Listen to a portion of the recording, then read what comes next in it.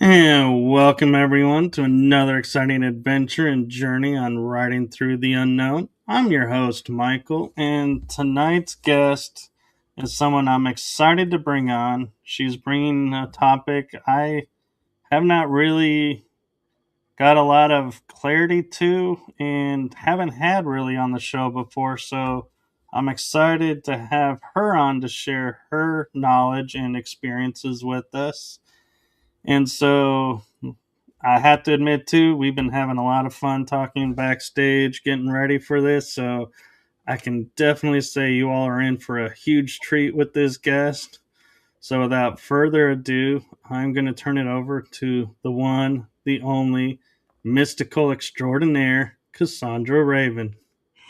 Thank you so much for having me. It's so cool to be here, and what an amazing intro that was. How exciting.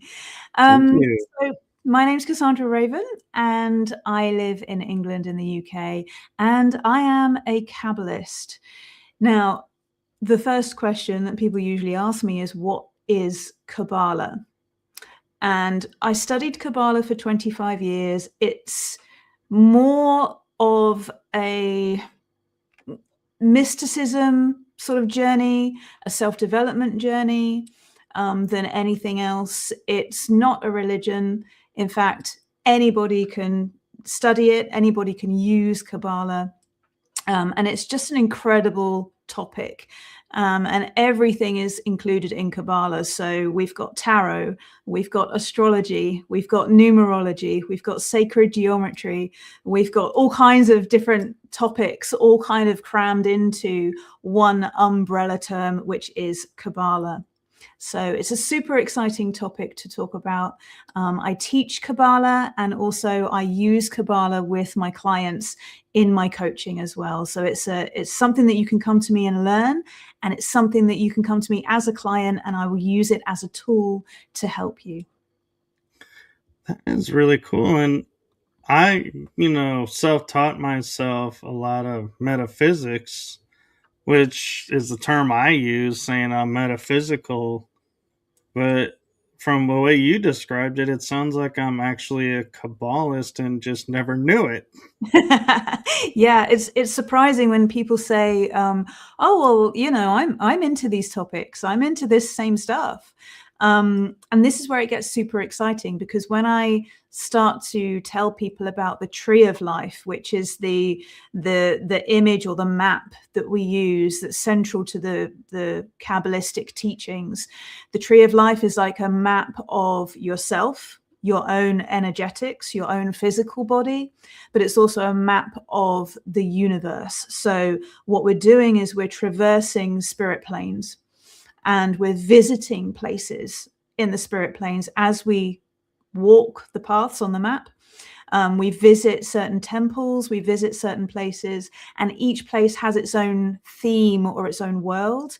And in each of those places, we learn something about ourselves, depending on the theme of that world, if you like. So it's kind of like having a map for the spiritual journey, for your own spiritual progress, for your own self-development, but also if you want to manifest something, if you want to experience something, if you want some knowledge or you want communication with certain beings, you know where to go to on that map to be able to commune on that level, or with those particular beings that are connected to a particular subject, to gain knowledge in those different topics. So Kabbalah encompasses everything. So it's really hard to explain in one sentence. But basically, because we've got this map, it means that we have our journey mapped out for us. And with that structure, with the logic and the structure in place, it means that we can go wild with the spirituality, because we know where we are when it comes to using the spirit planes, navigating the spirit planes, and energetically as well. So we can look at the past, we can look at the future, but we can also look at alternate timelines and tune into those as well. So yeah, it's a wild trip when you get involved in it. But so many people come to me and say, I'm so confused.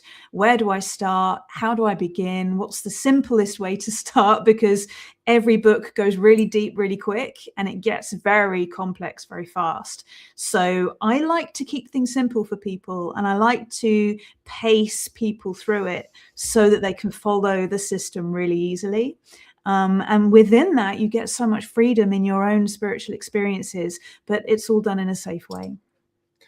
I agree, and I'm probably about to just contradict myself with my next question for you, because to me, I feel like I'm about to dive right into the deep end. And that is, I know from experiences, I've given my mom, when she was around, the Tree of Life necklace, or have a shirt with the Tree of Life on it. And then I went to Egypt, and at first my mind was like, yeah, Egypt is all about the Tree of Life. It's even in the Obscurian. And then I realized, no, that's the flower of life is in Egypt. And so, is there a big difference in energy and symbolism of the flower of life from the tree of life, or are they? I'm so excited that you're asking this. So this is the tree of life. I don't know if you can see this. So we have this diagram with 10 circles on it and 22 paths. So that's the tree of life that I'm referring to. So rather than a tree that looks like an oak tree, or, you know, a sort of earthly tree, when I talk about the tree of life, it's that diagram. But contained within this diagram, we have 10 circles. And the circle at the very top represents the purest spiritual energy that you can possibly imagine. Some people call it God, some people call it universal energy. Doesn't matter what you call it, it's just the purest form of energy you can imagine. And then right at the bottom, we've got Earth, our planet Earth, and the physical world that we occupy. And the journey that that energy goes through from the very top of the tree of life all the way down to us at the bottom that's how things manifest. That's how physical manifestation happens. So from the essence of energy all the way through that process, going through those 10 circles, it's refined, it's given form, it's given the energy that it has, and then manifests here in the physical.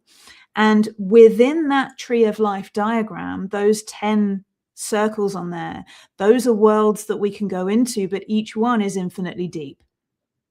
So when it comes to symbology, when it comes to other cultures, when it comes to any kind of symbolic knowledge, whether it's Eastern symbology or Western symbology or anything else, inside this tree of life is contained all the symbology.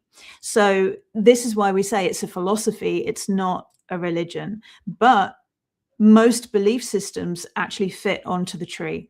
So it doesn't matter if you're looking at Egyptian, it doesn't matter if you're looking at Hebrew, it doesn't matter if you're looking at Christianity, you know, all of it will fit onto the tree in one way or another because it's a philosophy. So when it comes to any kind of symbology, yes, the tree of life gives us sort of compartments that we can place things into. So we can say this part of the tree is to do with the thoughts and how we think and how we communicate and logic. Another part of the tree is about our emotions and how we receive, how we're artistic, how we express ourselves. Another part of the tree is to do with the ego. And when we rise above the ego, we get further up the tree. When we move into the soul realms, there are certain topics that we look at there. And then we move into the spiritual, really high up on the tree, where we're looking at things like masculine energy, feminine energy, and everything in between. So, you know, we get these opposites, but we get all the energy between those opposites as well. So when we divide the tree top to bottom, you get really abstract energy right at the top. and physical energy, that things you can feel and touch and experience with your five senses, right at the bottom. And then in between, we get the spirit worlds, we get the subconscious, we get the ego, we get the thoughts, the feelings. Then we get the sort of sacrifices that we have to make, the bigger picture when we start to teach and spread our word. And then things like justice and scary stuff like that, when we have to stand up for ourselves. All of teaching when it comes to being human and what it is to be human is within the tree. So everything's in there. So you could pick any symbol and it would fit onto the tree. And I've seen people on TikTok saying, oh, the tree of life isn't a complete image because you could add circles here, here, and here, and here. And, you know, it's kind of like, well, yeah, you could. But the way that we do this is that inside each of those circles are more infinite trees. So it's like a giant gobstopper, you know, those sweets where you just, you sort of, you got it there and there's layers and layers and layers, like an onion, just infinite layers within each of those 10 circles. And you choose how deep you want to go into each one. So you can just dip your toe in and say, oh yeah, okay, I understand the energy of this particular thing and how I work with it and how it affects my life and how I experience this in my life. Or you can go even deeper and say, what are my problems with this type of energy? Where do I struggle when it comes to communication? Where do I struggle when it comes to my thoughts? Where's my Mercury in my birth chart? Where is my planetary placement of Mercury? And how does that work in my life? So this is how the astrology works in it as well. And we can put so many different types of teachings within this process. And that's what's so magical about it for me, is I studied so many different things over the years. You know, I studied Reiki, I did healing, tarot, obviously, astrology, lots of different things. And all of those are separate facets that all fit into this. And when you know where everything fits, it's kind of like, oh, okay, I get it now. You know, here's my understanding about crystals, for example, or here's my understanding about numerology. It all fits into the tree of life, and it's all there. You know, there's nothing missing in it. And which is why I don't give myself any other titles. I don't call myself a psychic or a medium or a healer or even a protector or anything like that. Some teachings do have grades in them. So you work your way up the grades and you go through an initiation and you go through ceremonial practices linked to Kabbalah. But to say I'm a Kabbalist sums everything up and says, you know, I'm using a bit of everything that works for me. And there are aspects of it that don't work for me, that I don't do. And you'll find another Kabbalist that says, oh, I work with only demonic energy. That's all I work with, you know, or I work with, you know, just the tarot, but it's Kabbalistic tarot. So you can go as deep as you want to go with it. You can go in lots of different directions with it. And that's what's so exciting about it. That's really cool. And as you were describing the tree, I got this vision because, like, I have Norse blood in me. And for the life of me, I don't speak it, but I'll do my best, is Yggdrasil. Yeah. The sacred ash tree of the 9 realms. Mm-hmm. And as you were describing, you know, the tree of life and its different facets and worlds attached to it, I was like, that sounds like Yggdrasil. Yeah. And so I just was curious if you were aware of that through mythology, because you were talking about like Egyptian and focusing over there, and I was like curious if other cultures also, you know, pick up and have their like symbolism in there some way. Absolutely. And people often say, you know, this is very much like my culture or my understanding of energy or understanding of religion. People often say, oh yeah, this makes sense with me. You know, it fits with what I already know.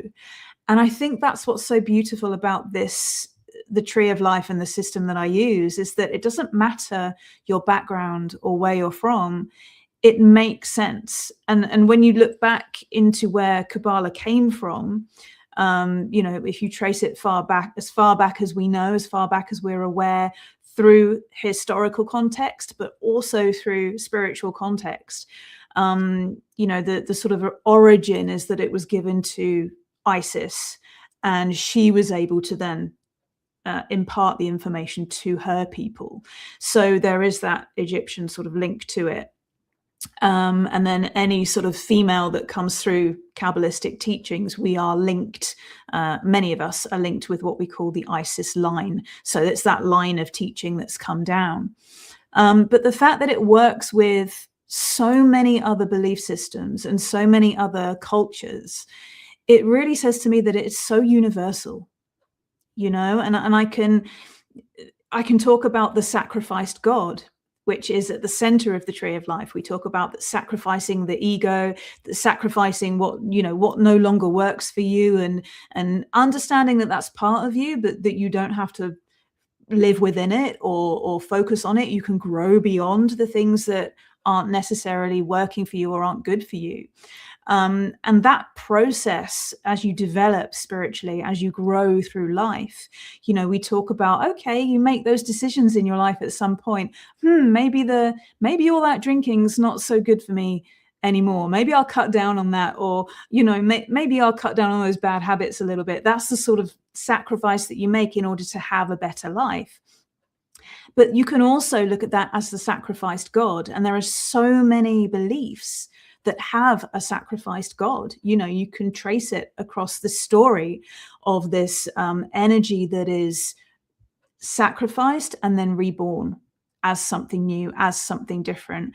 And I think that it's so important, especially in modern times, to stay connected to those stories, stay connected to those myths and those beliefs, because even if we don't follow strictly, for example, Christianity, I take that because it's a very popular, thing, very popular topic.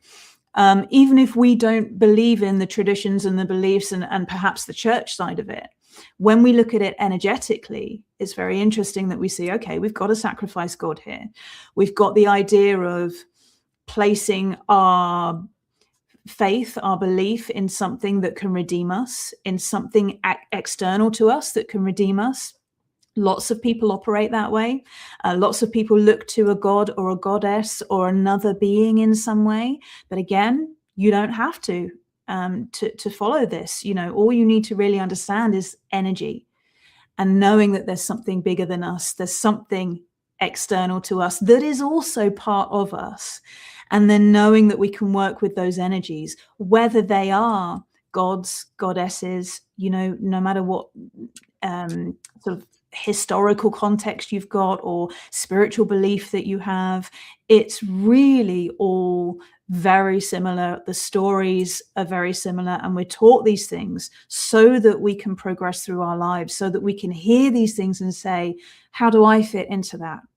How does that work for me? And I think that's the key to all of these beliefs. I don't consider myself any particular religion, but I'm a Kabbalist. So I understand the stories, I understand the myths, I understand why we need to continue these stories and these myths, because they apply to us in our lives.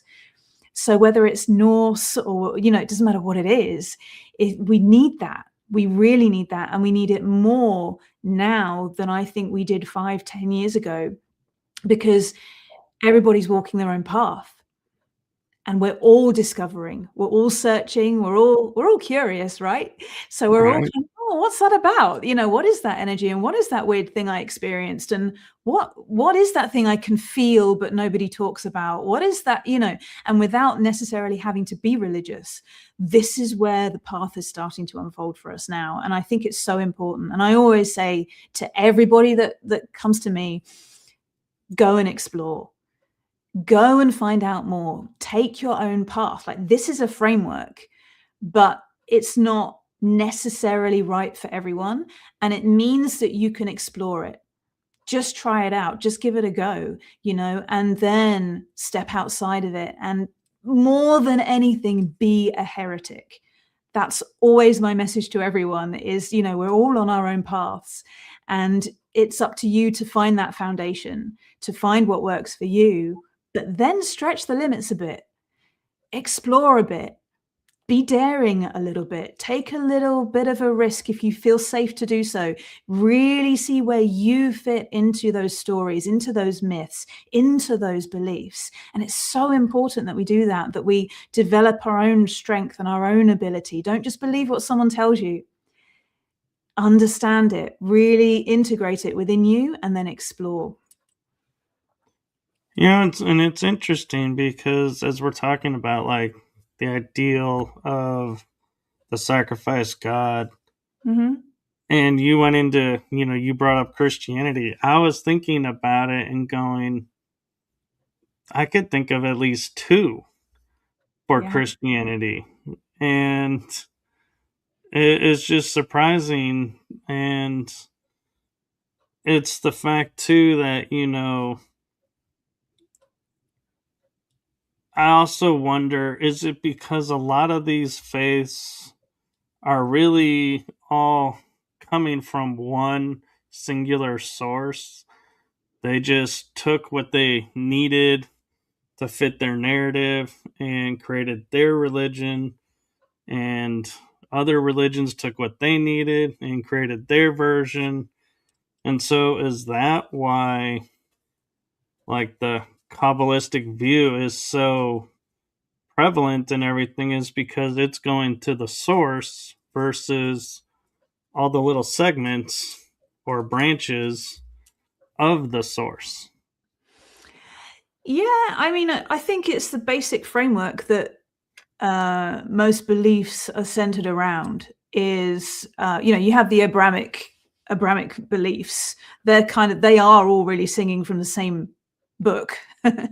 But interestingly, what I've seen with Kabbalah is there was and I need to research this better, but I'm gonna say it because it's relevant. But there was an island, a really remote island somewhere, with people living on this island, and they had the same framework. It was given to them somehow, and yet this was an untouched society, an untouched tribe, and they had the same system. They spoke about these worlds that they would, and you get it a lot in journeying and shamanic practices, things like that as well. And it's where people are very aware that the physical world isn't the whole story. And I think that when you get in touch with that side of yourself and that side of life that is not entirely physical, when we look at the tree of life, only the bottom one is physical. Everything above that is beyond the physical realm.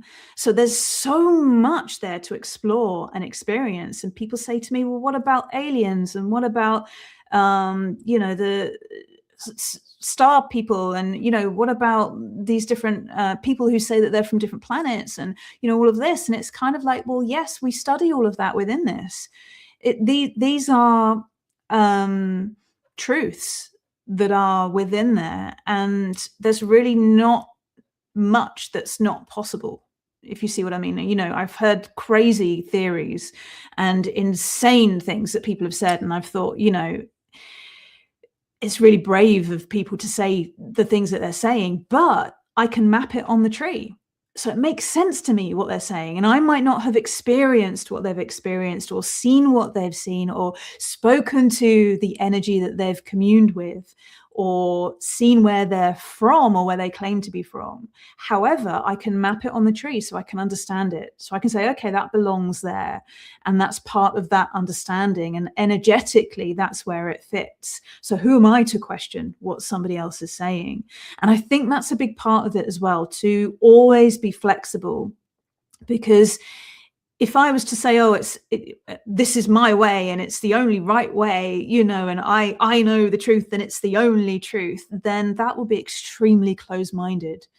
And I just couldn't possibly be like that. So I love to hear other people's experiences, and the weirder, the better, the more wonderful, the better, especially when it comes from someone who clearly, truly believes in what they've experienced, and what they are experiencing within their life. It's fascinating.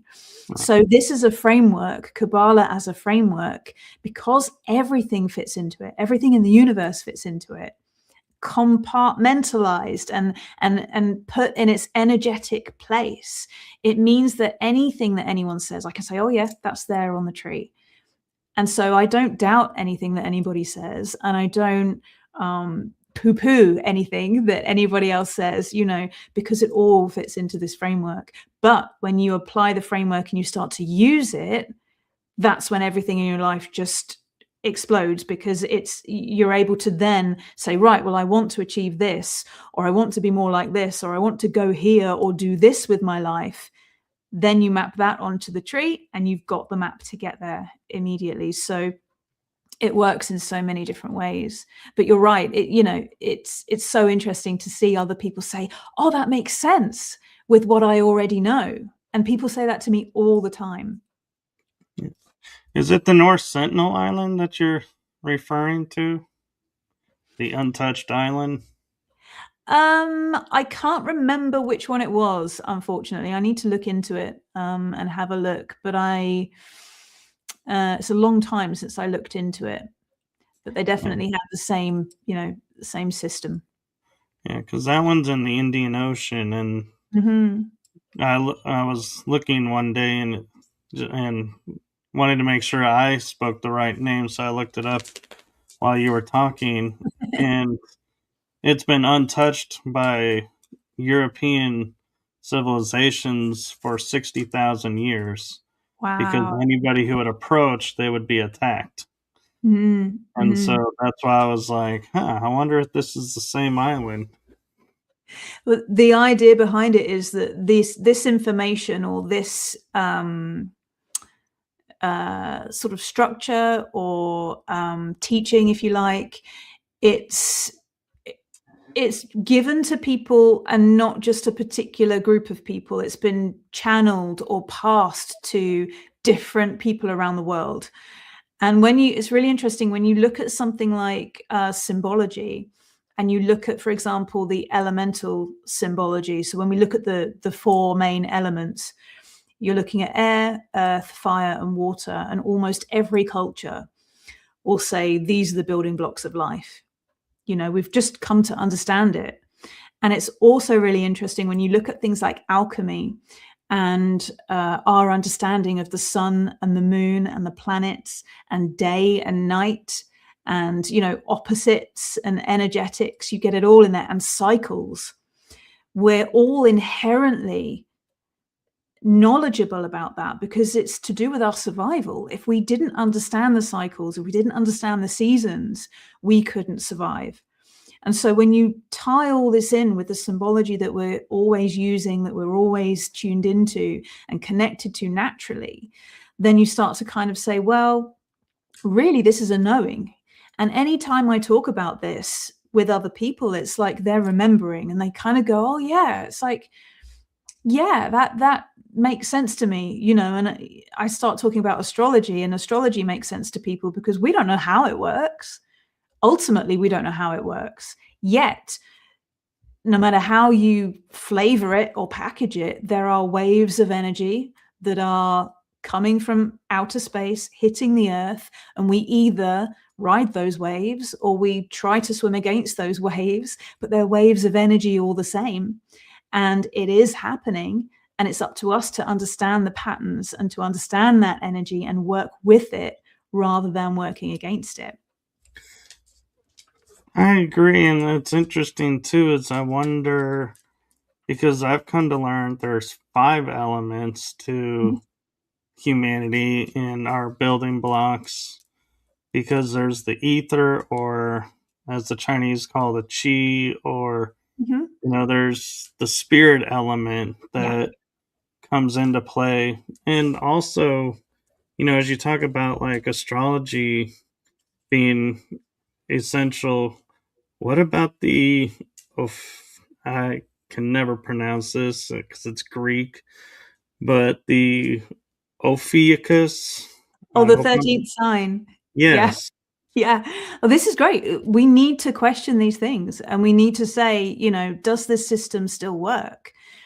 Now, the fact that we use 12 signs and 12 houses works really well. And you can argue until you're blue in the face with people who use a different house system and a different, there's so many different astrological systems that you can use. And it's one of these things, again, where you kind of go and look into it, go and research it, and use what works for you. If it makes sense for you and it's all slotting into place for you, stick with that system. If you then step out of that and say, well, what about this? What about this extra sign that, there's so many extra constellations. What about if we look at when the sun is in this constellation or this sign? What happens then? Well, then the people who are starting to use that, starting to incorporate that, that'll be the next thing in the next generation and the next generation that is taken into consideration. How does that work? It wasn't until fairly recently that we started working with the outer planets, because previous to that, we only had knowledge of a certain amount of planets because they were closer to us. When we could look into the sky, we could see further planets. Suddenly it was like, well, hang on, there's more energies there. And now people are also incorporating different stars that we are discovering, asteroids that we're discovering. It's kind of like, oh, now there's all this other energy that's going on. How can we understand it? What does it do? How does it affect us? So I use the 12 sign system and the 12 house system because it works for me. And I use the equal house system because that's what works for me. But lots of other people work in different ways, and they find if that works for them, then that works for them. Again, it's one of these things, and it's like, pick a tarot deck that works for you. You've got to pick the thing that you are attracted to, that works for you, and that you can prove that it works for you.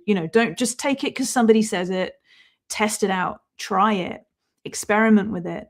And that's the real work. When you start to use this stuff, so many people can read about it, leave that book on the shelf, and then, spout all the chat GPT about it. But if you're not using it and trying it and experimenting with it and making mistakes with it, then what's the point? So I always tell everyone to just go ahead, explore, try it, and see if it works.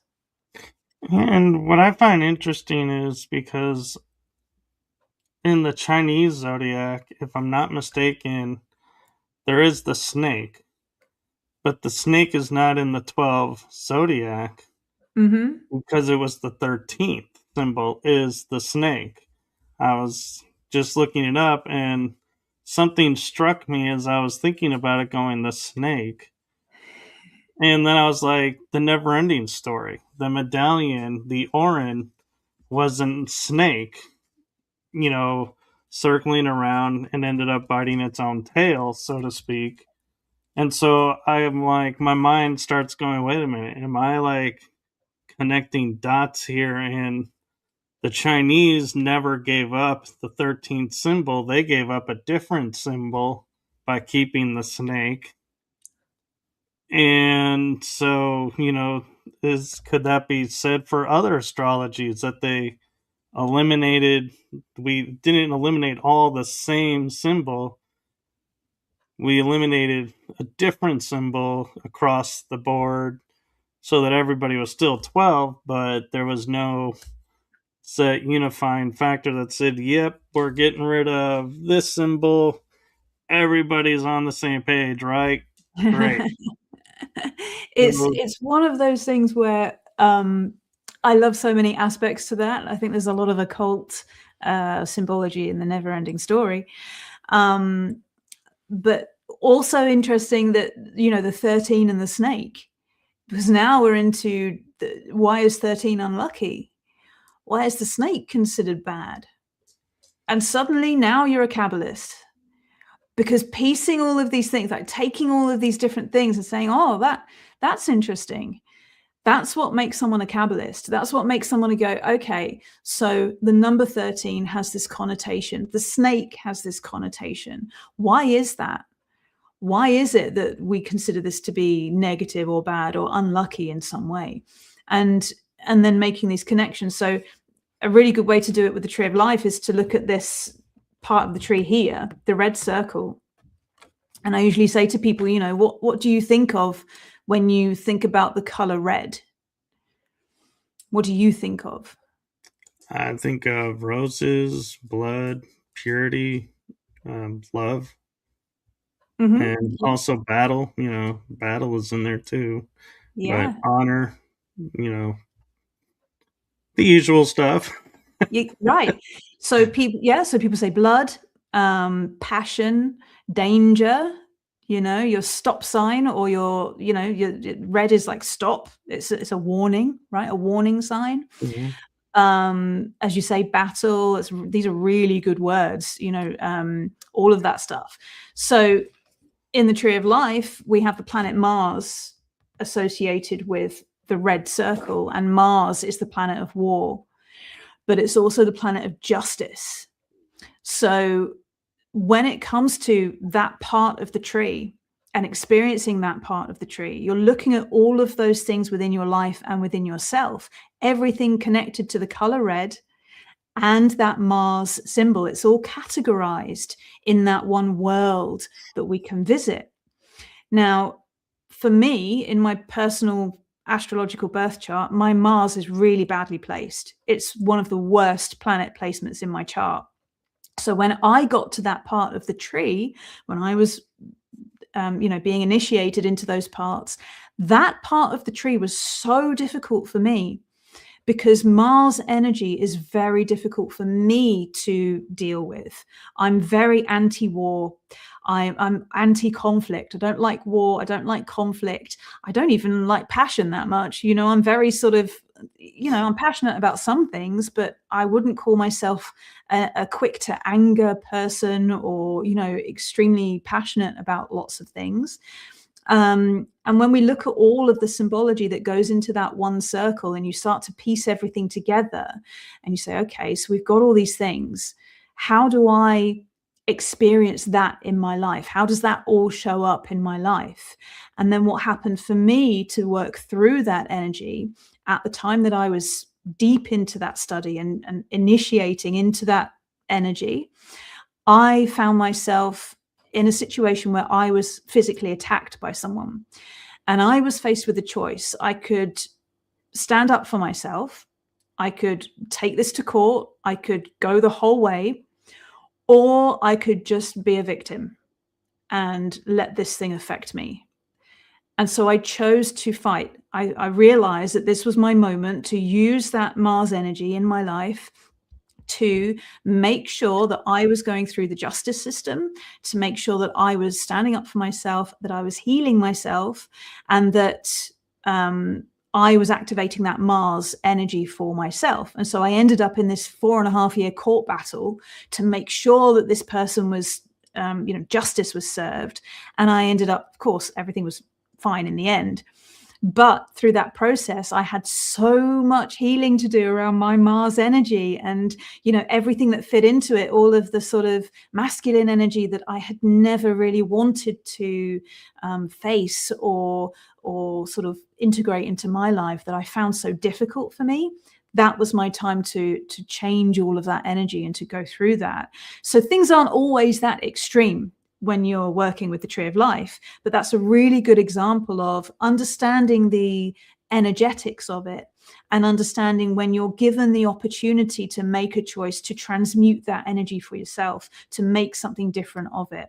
None of the other circles that I visited were anywhere near as stressful or difficult or, sort of as life-changing really as that one particular one was. Usually people sort of breeze through and they say, oh yeah, I understand this about me. And yeah, I get that. And yeah, I understand it. Something little might crop up to test you or to give you an opportunity to transmute the energy, and then you move on, you move through it. That one had me for 4.5 years, and that was a real humdinger, but I knew that I had to get through it in order to be able to teach it, to be able to help other people to go through in that level of depth as well. So that's an example of part of the tree and the sort of things that we experience and face as we go through the journey of the Tree of Life. So for me, it's been a 25-year journey so far, and you're always somewhere on the tree. So I was initiated through all 10 of the Sephiroth and then all 22 of the paths back down. So I worked my way up and then worked my way down. And then you find that wherever you are in life, whatever topic you're dealing with, whatever situation you're dealing with, whatever's coming up is somewhere on the tree. So you can always say, okay, this thing is happening in my life now. I'm going to take myself to that particular part of the tree. I'm going to visualize myself in that temple, talking to those energies, communing with those forces that exist there. And they give you the help, the advice. You build up relationships with them. And it's a living thing. So you're always somewhere on the tree. Yeah, and I find it interesting, as we're talking about, like you were struggling with Mars energies. And one of the facets that I think about that when I deal with Mars energy myself, being of the justice, is watching that I don't cross the line of justice to revenge to vendetta to, because it's so easy to go off course because you're doing what everybody is saying you need to do. And so I feel like, that's something that a lot of people, will sit there and, they'll be like, I can't let this go because justice needs to be done. But there's a difference of when justice is done versus when earthly justice may be done. And so I think that's an aspect that a lot of people struggle with because you don't know when really to kind of step away and be like, earthly justice may not be done, but universal justice is. So I'm good with that. Or, oh man, I stopped just shy of getting the justice that I needed or the energetic justice. And now I got to do it all over again because I walked away too soon. And so I think that's where a lot of people struggle is knowing how do you know when you hit true justice versus crossing that line and losing justice. So what we look at that part of the tree as well is judgment. So how you judge others and how you judge yourself. And everything that we look at on the tree is from the perspective of how you perceive that in the world around you, how you send that energy out, and also how you send that energy into yourself, how you judge yourself. And we judge each other all the time. You see it all the time. Oh, look what they're wearing, or look what this celebrity has done, or look what this leader took. We're constantly judging, and we never have all the information. We never really know. We make judgments without being in receipt of all the facts. We can't possibly know all of the information. And so what we need to do is to say, okay, how would I judge myself? How would I judge myself if I was behaving like that? Or would I want somebody else to judge me in this same way? Or would I want somebody else to cut a bit of slack and be a bit more empathic and be maybe a bit more understanding? And so when a real injustice has happened to us, and we know that that was an injustice, and we can pinpoint it and say that person did something wrong, that's what they did wrong, it's evidenced, we know it. Then we have to say, okay, what is it in myself that has not, and this is where the law of attraction, I don't really gel with the law of attraction too much, because I don't believe that we attract everything that comes to us. So we'll probably touch on this again, but I think that there is an element of experiences that we have that may be predetermined or not predetermined, but I don't think that, sometimes crap happens. Sometimes we're in the wrong place at the wrong time, right? And it may be predetermined that we were supposed to experience that in this lifetime so that we can learn something. That doesn't change the fact that it hurts or that we've experienced something awful. But then it's a case of, okay, how far do I want to take that? because we've all experienced something where we have an overreaction to something, you know, and at the time it feels right. So a child is hurt, for example, or an animal is hurt, you know, this gets people really like, oh, I could kill that person for doing that thing. You know, it's really like, oh, that's the Mars in us. But then it's like, okay, we need to balance this with a bit more understanding, a little bit of the bigger picture. We've got to take a step back, because if we don't take a step back and increase our view and extend our horizon, then we're going to end up in prison, you know, because we're going to take that justice, we're going to take that action, and then it comes back on us negatively. So everything in balance on the tree. We've got our justice and our judgment on this side. On this side, we've got mercy. And it's all about that balance, getting that balance between the justice and the mercy. Where do I forgive someone? Where do I forgive someone but keep my boundaries? Where do I forgive myself but keep my boundaries? It's always that balance. You know, you don't want to be too forgiving and you don't want to be too judgmental of things. So yeah, there's always this energetic balance that we're following, and it's different for every person. So there's no blanket rule for anything that we study in Kabbalah. There are actually no wrong answers. So people that I've taken through have very different visions and aspects to me.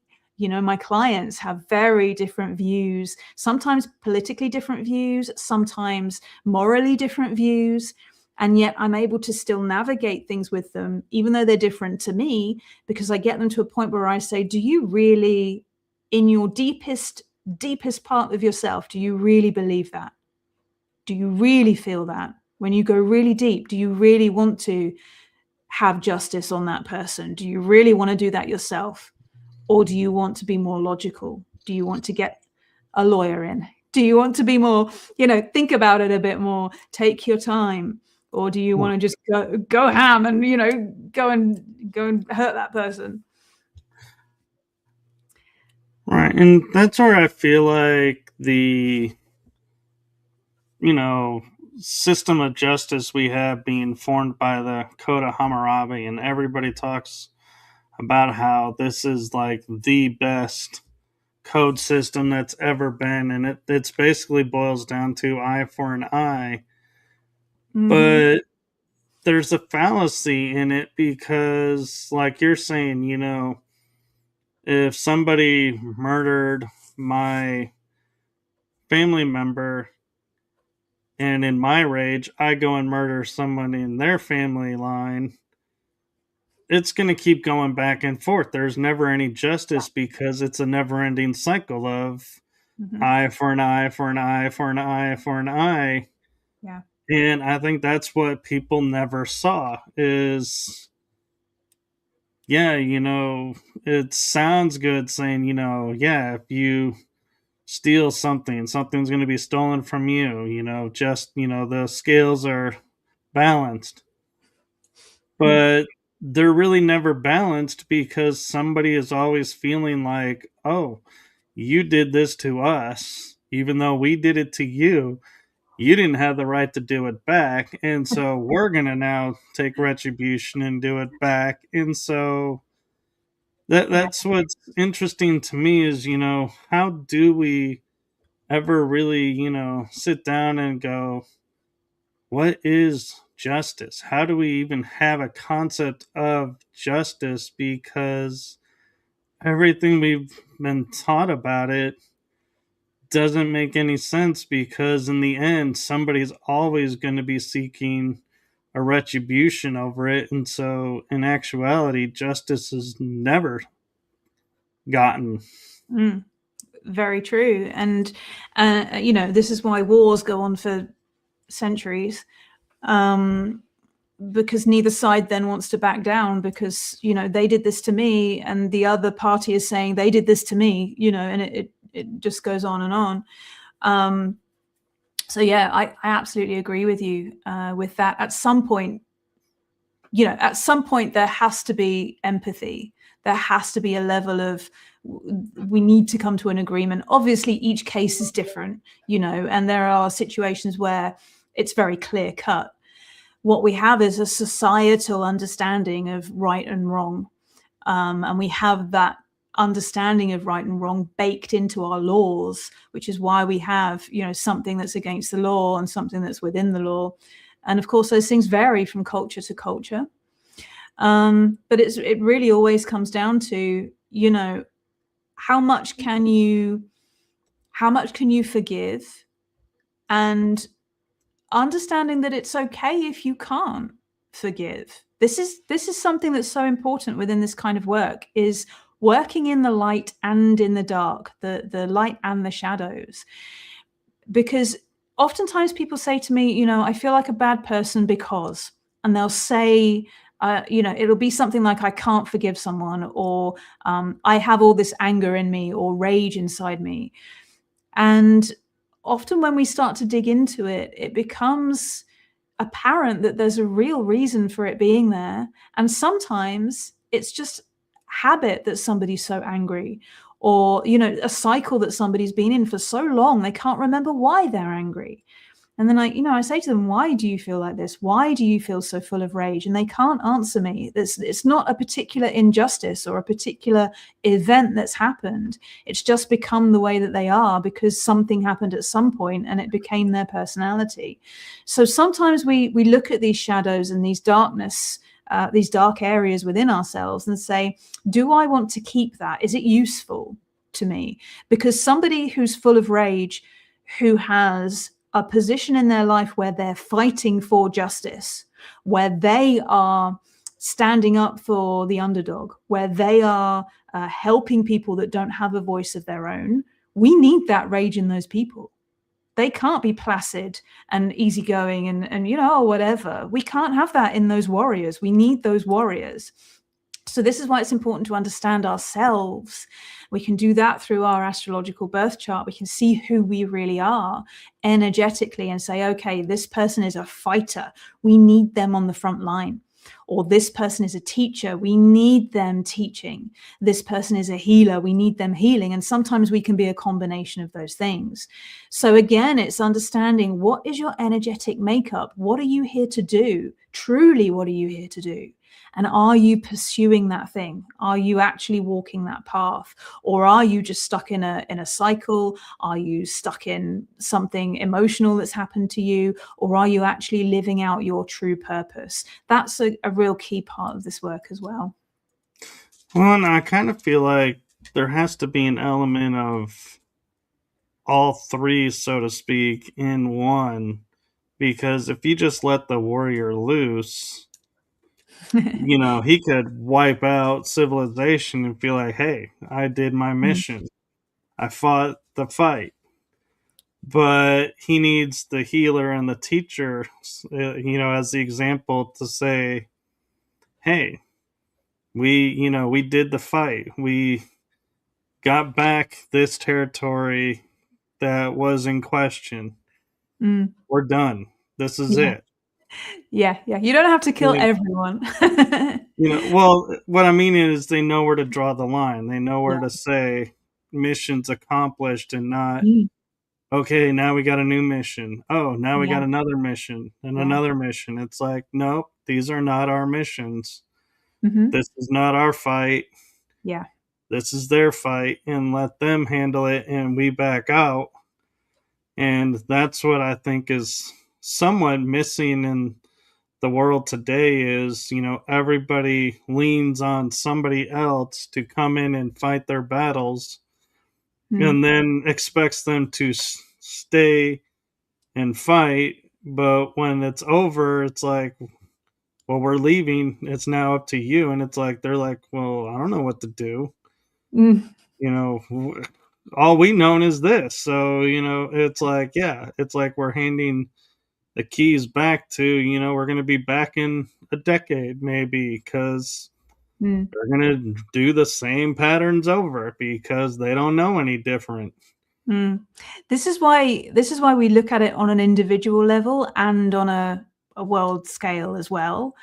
So when you look at a society, you'll have people within that society who are brilliant at fighting, brilliant at healing, brilliant at science, brilliant at invention, brilliant, there's all these different talents that that a group of people will have. You only need a group of 3 or 4 people, and you're going to have quite a variety of energy there to work with. And when we understand the energy within us and what we do best, then we can work in those smaller groups, in those societal groups, whether it's a town, a city, a country, a continent, whatever it is, for the variety of those people to make that system work. And as you say, yes, somebody else can come in externally and say, hey, what's going on? You guys have gone off course. You really need to be doing this, and we're doing it like this over here. Don't you think that's better? So we'll always have that. We'll always have those opposing views and different ways to be. But when you break it down to the individual, and I think this is where it's so important for the individual to understand what they do best as well, and to balance those energies. Like I said, the Mars balanced with that Jupiter energy, that judgment and that fighting and that justice energy balanced with the mercy and the love and the teaching and the understanding of the bigger picture. Those things always have to be balanced. So even when we look at something as simple as our thoughts versus our feelings, all of that is within us. And yet we need to balance the thoughts and the feelings. We need the feelings to be working with the thoughts and the thoughts to be supporting the feelings. Everything has to be in balance. If the two are opposed, then you just end up a mess. You don't have anything under control, and everything's going out of control. Everything in your life is going out of control. And so when we look at these things as individuals, but also as groups of people, you find that it works internally, externally, the microcosm, the macrocosm. It's all kind of a fractal, really. I agree. And I kind of wonder if the realization of that is why, and what I'm about to say comes from my own personal viewpoint through experiences that I've seen and witnessed. And I'm not talking about general for everybody, but I have seen more soldiers now coming back from combat, even killed a little. I'm sure there's still some PTSD, but not to the scale of the Vietnam War and Persian Gulf and Korea, those wars where, they seen things that, they just couldn't wrap their minds around. And we had we only set them over there trained to fight. Where today's soldier, they're taught science, math, they're taught, philosophy, and how to be a soldier. So I can't help but wondering if, because they're becoming more rounded, educated, that they're able to process and witness, some of the horrors and be like, man, this sucks, but if I look at it this way, I can go talk to this person and, there are people there, and there's not the stigma anymore really of, oh, you're going to the shrink, that's going to get you sent home and kicked out of the army. So nobody's going to do that because nobody wants to get sent home under that classification. And so I'm wondering if that's all of that is these new energies coming in and becoming what they were meant to be in the past, but now they're like, hey, we're actually being supported. And so it's changing what's going on in the world on that front. Very likely. The energy of the world is definitely changing. We've moved from what we call the so you've heard of the age of Aquarius, right?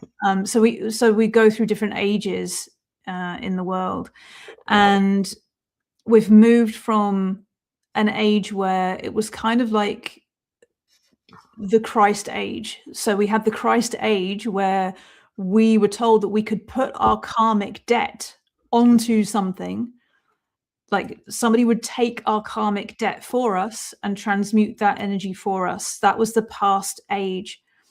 The age that we're moving into now, the age of Aquarius, is the age of man. And it's where we are responsible for our own karmic debt now. So now we have more knowledge. We can't just turn to someone else and say, hey, take my sins for me. You know, it's not acceptable anymore. We know too much. We're too responsible. We know so much now. It's ridiculous what we know about the world and what's happening everywhere else. So it's not just a family unit and our immediate village anymore. It's the entire world that we know about.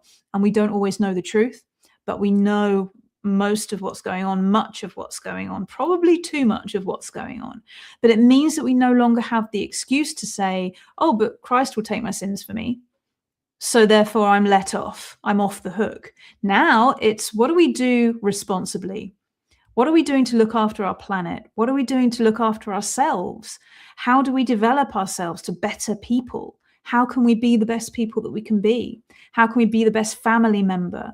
How can we be the best governor or teacher, or, you know, whoever you are in your local environment, whatever job you have?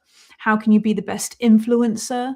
How can you be the best person who's bringing other people together?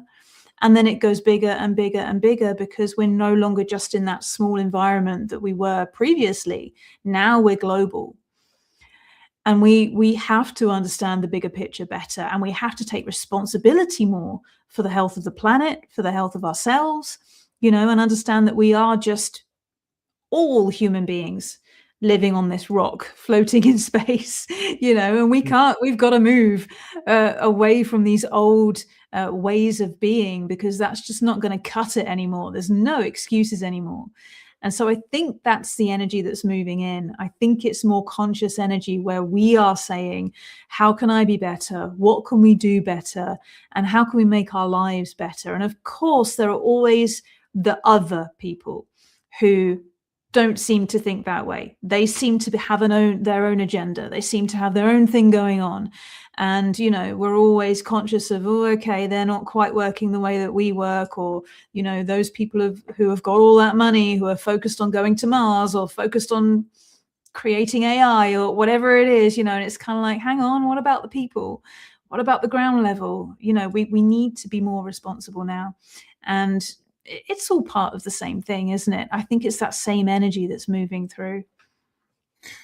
I would agree. And part of that too is, you know, we have people who have always been, you know, this is, you know, what we believe. And admittedly, one of the reasons, there were many, but this was one of the reasons why I left mainstream religion and the church, was the notion, like you're saying, you know, I could commit any crime I wanted, but before I cross over, if I take Christ as my savior, it's all wiped clean. I was like, that is complete and utter BS.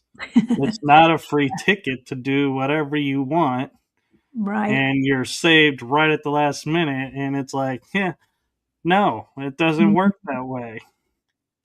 And so when they were touting that, I was like, yeah, I'm out. Because no, I'm like, I, even as a kid, I could never get behind that, you know, belief. And there were so many other like little nuances of, oh, you know, this is this and this is who this is. And I'm like, no, that doesn't work either because of this. And they're like, nope.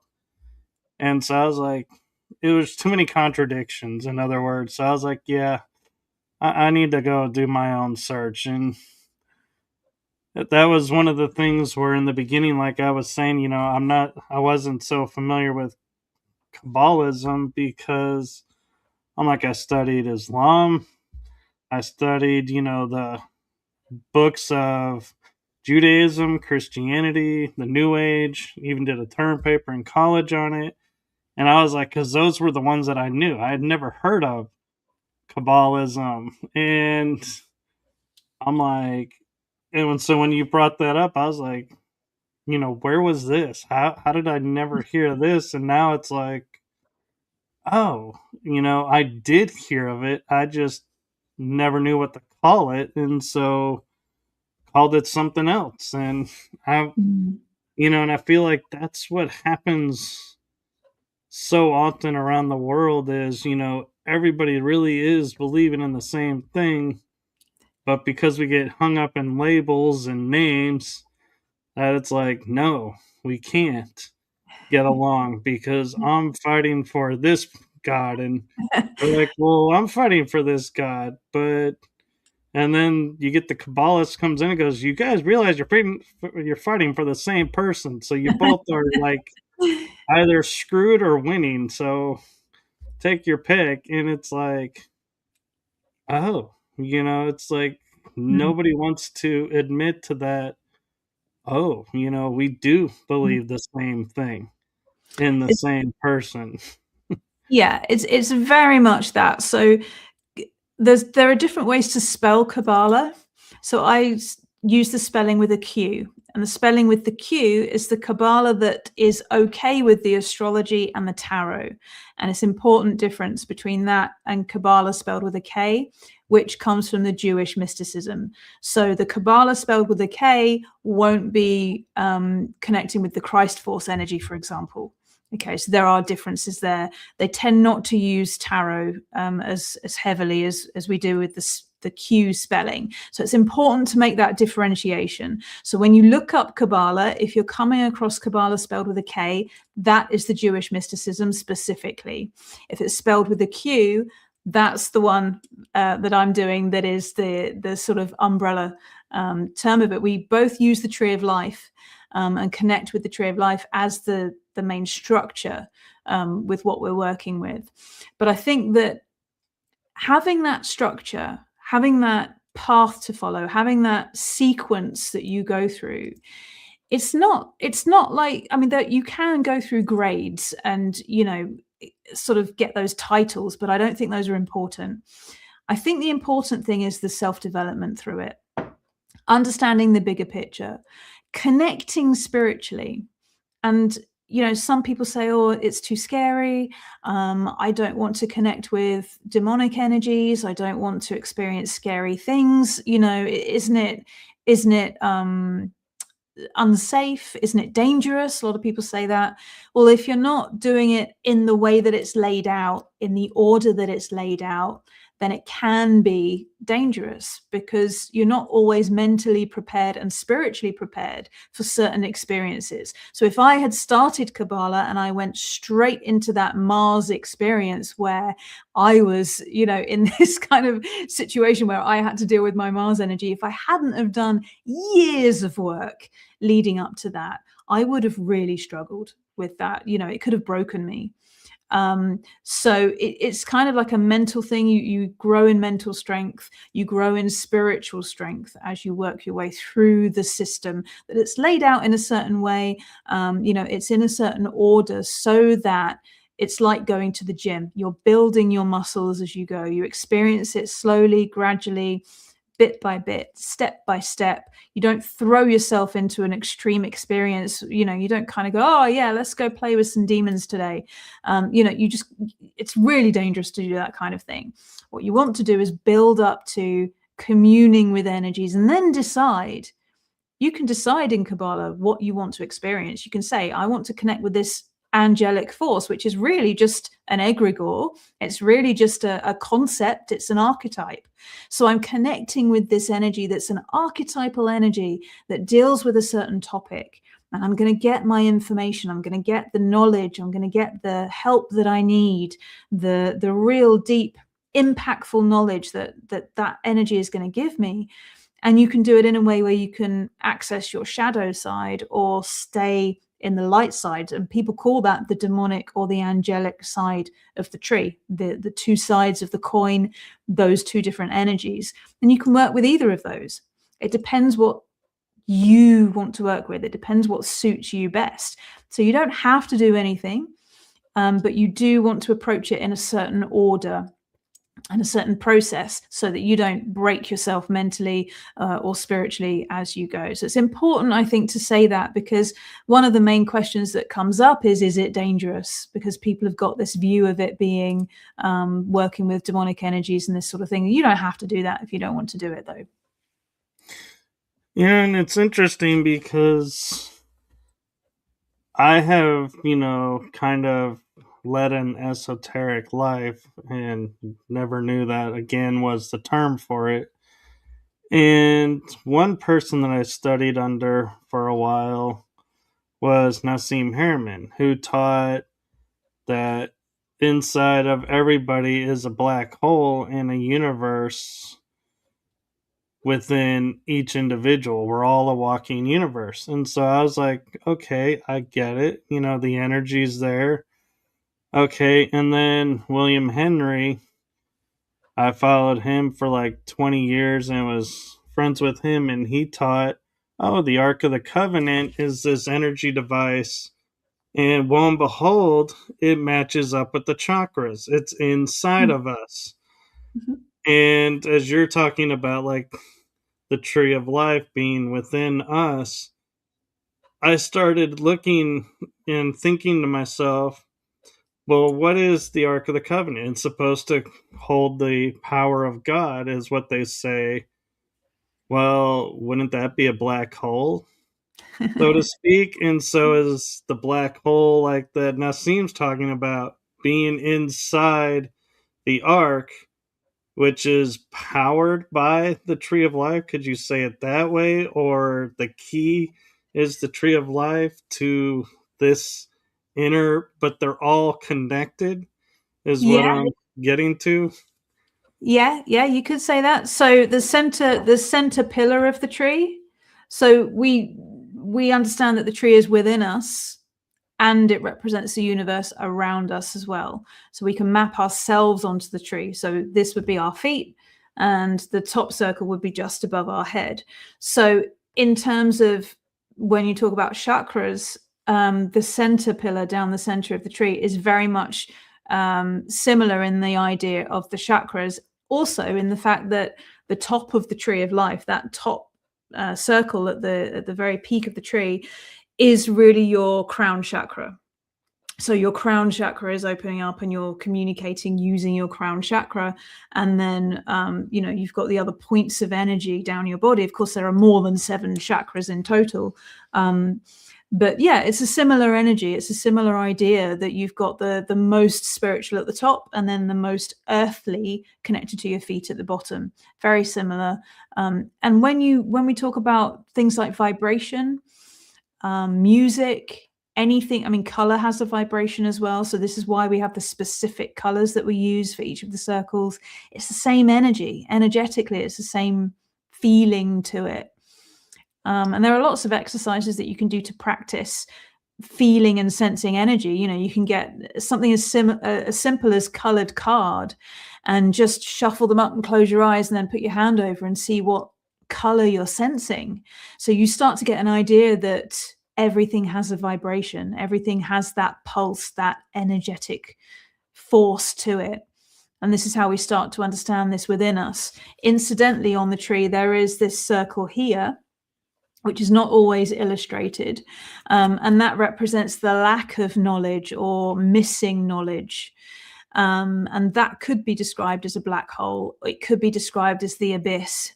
The sort of area that is that vacuum, if you like. So yeah, it's all very interesting. Yeah, and I like how you mentioned color being through the vibration, because I have recently, been looking at, things in our world, and I'm like, we take so many things for granted because, and I always will use colors, like, saying the grass is green.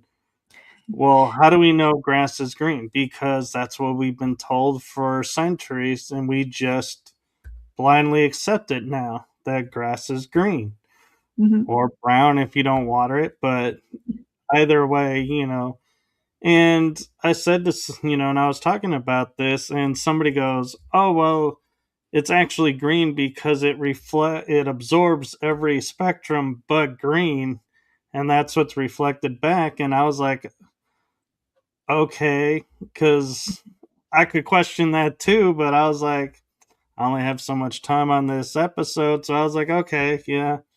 But then I was like, yeah, when I had more time to talk about it, I was like, yeah, but how do we know that's what that frequency is? And it's not a different color. Where when you're saying vibration, that makes more sense to me because you can match vibration to vibration. But to say, oh, well, this is this frequency, well, who determined that's what that frequency? So it's like you can always go back to there. We don't really know this answer. We do know this.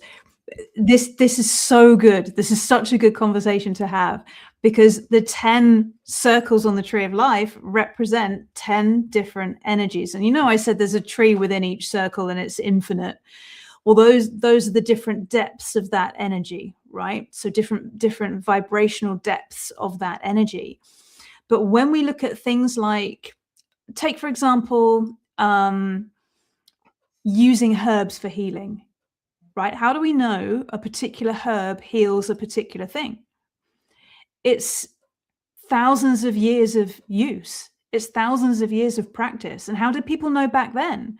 Well, they were more sensitive to the vibrations of things. So in Kabbalah, we love these 10 compartments that we can put everything into, because every plant fits into one of those 10 compartments. And when you look at herbal healing, the really old books, going back as far as you can, each herb has a planetary aspect to it. So they'll say, okay, something like cinnamon, for example, it's a little bit spicy, it's warm. So that's Mars. We're back again with the Mars and red and fire and passion and energy. Anything spicy is going to fit into that category. That's energizing, right? Ginger, it's energizing. It's giving us that heat, that warmth. It's because it works. Even in Eastern beliefs as well, you've got hot and cold, right? So we understand that some things, mint is really cold, right? It just feels cold. We can't explain why, but it's just cold. If you were to take a thermometer and hold it up to a mint plant, that's not going to be cold. It's just going to be the same as the temperature of the environment, right? But we understand that vibration, that flavor, that energetic blueprint of that thing to be cold. So when we're looking at things like herbal healing, it's because of the energetics. It's the energetics that works. And so to put things into what we call correspondences, what corresponds with what? And that's where we say, okay, so we've got this Mars energy, we've got the planet Mars. We know that's fighting. We know that's get up and go. It's your inner energy, your inner fire. It's your enthusiasm. It's your passion. It's all of those things. It is the blood. It is the iron. All of those things are connected with that energy. And then when we look at anything red, that's also categorized in that same space. Energetics. It's all the energetic vibration of what we're looking at. When you start to look at the world energetically, and at least these 10 categories and how everything fits into those 10, you can start to say, oh, that person has that particular energy predominantly, or that situation is that particular energy, or that object has that particular energy. And suddenly everything becomes clear. And when it comes to symbology, it's part of that whole idea of symbology where suddenly you understand so much better. And navigating life becomes much easier because you've pieced things together. You've understood that thing is that thing because of its energetic blueprint, and it matches something else. You start to piece together personalities, situations, events that happen, repeating patterns in your life, all of the things that you struggle with, even to do with health, to do with, where your thoughts are, what you're thinking, your creativity, your subconscious mind, everything is governed by energetics. So I started wondering, because some people are allergic to cinnamon, some people are allergic to like spicy food, or their body doesn't handle that spicy food so well. And I've often wondered, what determines that? And listening in like what you're talking about and how it's all energetics. And I sit there and I go, well, if spiciness is like Mars, which is we'll call it technically the war energy, just for example, for this point, if someone is supposed to be learning peace, could that be why their body is allergic to the spicy food or can't handle the spicy food? Is they're not supposed to ingest that energy, that war 100. energy, so they won't be able to eat spicy food.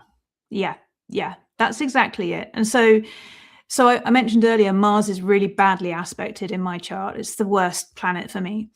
And so I can't handle spicy food. I don't even like it. It's painful to me. I don't like it. But my partner, he has Mars in Aries.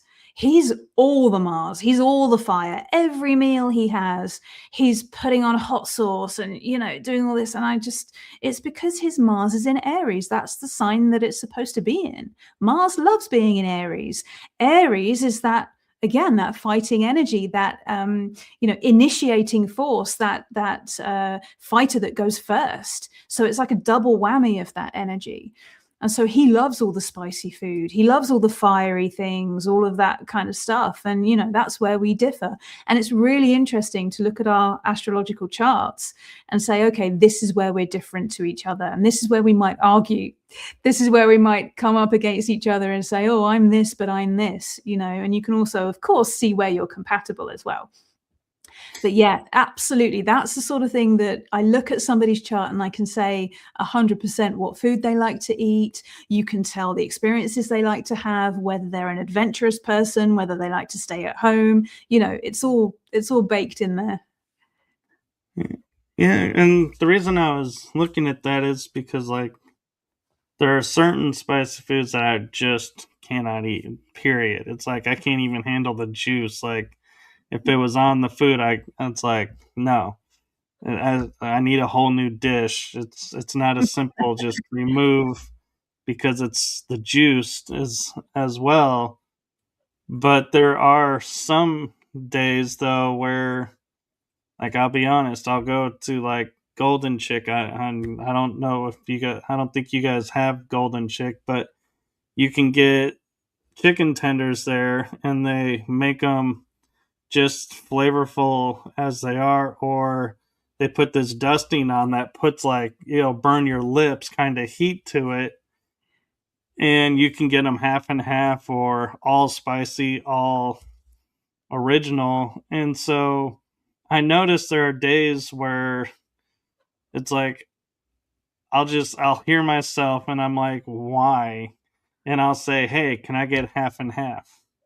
Mm-hmm. And I'm okay with the heat, but I'll notice I'll eat the half that's spicy that day and not have leftovers, but I'll have the leftovers of the originals.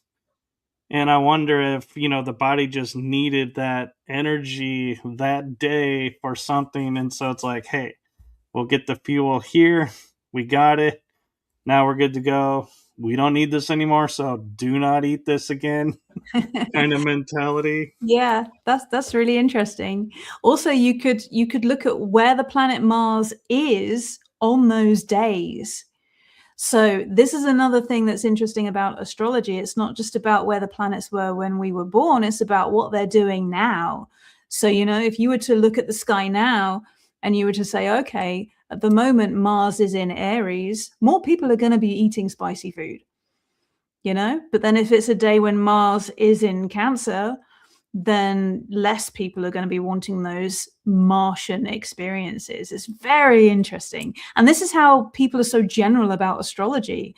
When you see these TikTokers and, people on social media and they're saying, okay, so you're going to be feeling like this at the moment, especially if you're this sign, you kind of think, how can you be so general? But this is what I'm talking about, when waves of energy are hitting the planet and we're feeling those waves of energy. We're feeling that Mars is in Aries that day, and everybody's short-tempered because Mars is in Aries that day. That's the energy that's hitting the planet. That's what we're working with.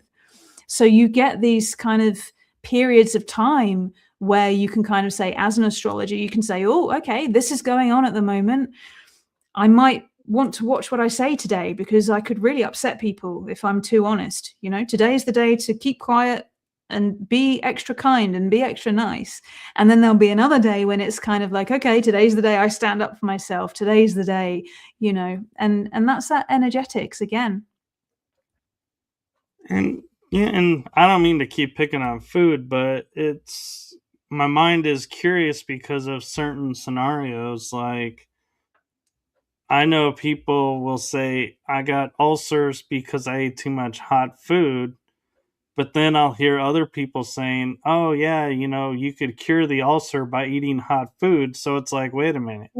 How does it do both? And is the fact of the ulcer that they were going against their body and going and consuming and getting into energies that they didn't need, and so the body is like, hey, we got to get you to stop, so we're creating this now, and that's where ulcers come from, or I think different ailments. I think somebody with Mars in Aries would say eat more hot sauce to get rid of the ulcer. Maybe, somebody else might say, you need to cool that down with something, drink some milk, or, have something that has a cooling effect. Obviously, I'm not a doctor, so, I can't comment on that. But we definitely have different energetic makeup, and it definitely manifests physically 100%. And it's interesting when you look at astrology and you start to recognize different features in people's faces. So people with certain facial features tend to be certain signs or have certain planets in certain signs. And you start to recognize people and go, oh, that person's definitely a Scorpio. You can tell them a mile off they're a Scorpio, And it's people are like, how can you tell? But it's energetic that has a physical manifestation of that energetics. And again, it's kind of like theory and proof. So the theory is there. Then it's up to you to see the proof, but to be honest about it, not to be, oh, I want to believe that, so therefore that it must be true. But to look for evidence and to try to be scientific about the evidence. Now, I think that some people, maybe they react better to hot foods, to spicy foods. Maybe they would have a healing effect on those people in some way. And other people would be far worse if they were to continue to consume those types of things. So yeah, it's definitely an energetic thing. And I think it's really interesting that I think, genetics plays into it as well. And that's always very interesting when you look at genetics and you look at physical makeup when it comes to genetics, but also energetically how things are passed down. Things like trauma, things like beliefs, it's not always what you're taught. Sometimes it's an internal thing that you just have it in you. A talent or an ability that you have within you can be passed down. So it's always interesting to look at these different things and say, where are the connections? And where is it that, for example, hot food for one person is detrimental, and yet hot food for another person is extremely good.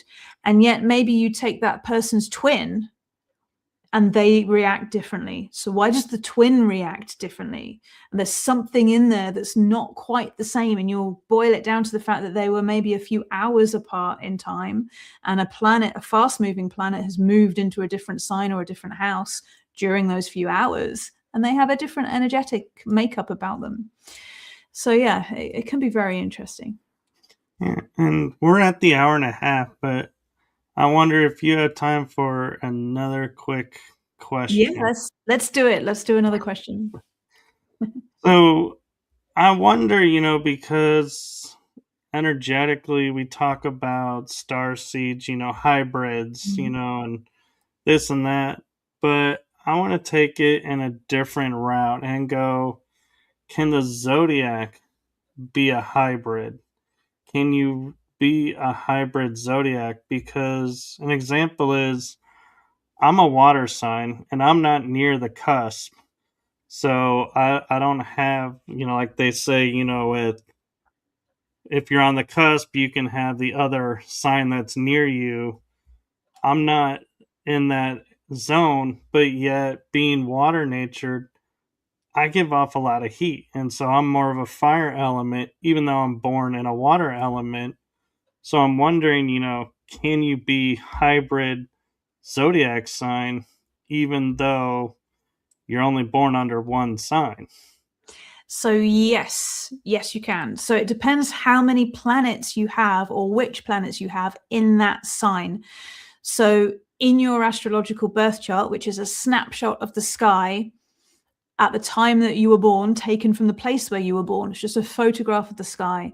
We map where all the planets were in the signs. So you could have your sun sign could be Cancer, right? So that means you're a water sign. The sun was in Cancer when you were born, but you could have Mars, Mercury, any of the other planets, the moon, say, all in any other sign. They could all be in Pisces, which is another water sign, but a very different flavor of a water sign, right? Or all of those planets could have been in Leo, which is a fire sign. So you could have a very heavy fire chart because you've got more planets in fire signs, but your sun sign could be in Cancer.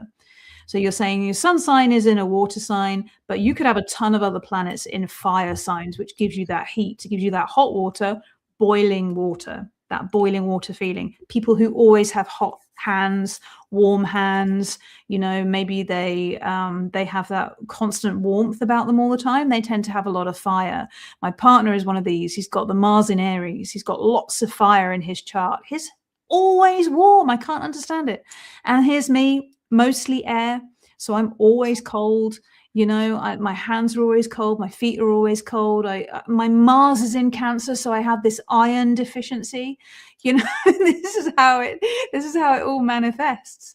So yeah, it's really, really interesting. So yes, you can have lots of, we talk about the four elements here. You can have lots going on in the fire signs, but your sun could be in a water sign. So you've got that sort of lens that you see everything through, might be a water sign, but then you've got all this fire going on in the background. And to piggyback on that, then, is like we had the cartoon that they made into the movie The Avatar, where he was master of all the elements. Can you have, planets in all four elements to where you are not all water, you're not all fire, you're not all air or all earth, that you actually have access to all those energies because you were born in such a way that they're all there? You can be, but I have no earth in my chart whatsoever.